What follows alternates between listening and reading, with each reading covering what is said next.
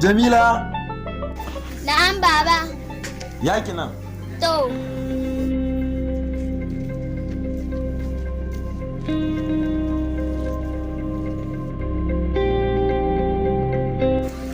Yauwa, kina jina?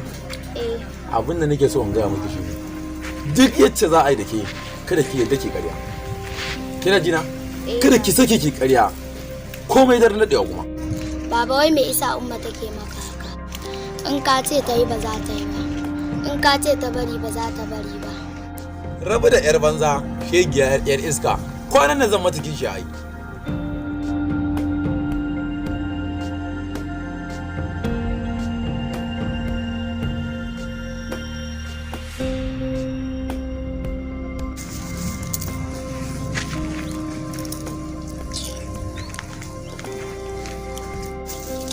Ke Jamila, ɗazu da bana nan wace magana kuka yi ke da babanki? Wace magana ana zaune kalau? Ina ruwanka kai na tambaya? Ke, ba ke nake tambaya ba? Eh mun yi magana. Kaji, kana neman ka sa yarinya ta fara ƙarya, ni na san ba ta ƙarya. Kin ga malama, ni fa kawai ce mata ne ta daina fita yawo haka kawai.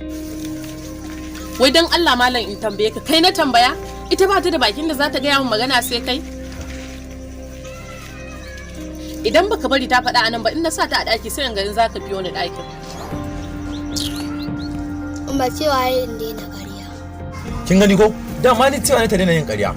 Saboda kada Jamila ta girma ta zama makareciya. Kai malam rufa min baki. Ke, da me kuma ya gaya miki? Sannan ya ce zai miki kishiya. Kishiya? Yanzu dama in bana gidan nan munafinta ta kake yi? Munafiki? Yanzu da ya muke cin abinci a gidan nan ballanta na kai maganar cewa za ka ƙara aure. Ashe kana da kuɗin ƙara auren kenan. To bari mu ga yadda za ka ƙara aure idan na ragargaza ma kai ko na karya maka ƙafa sai in ga yadda za ka yi aure.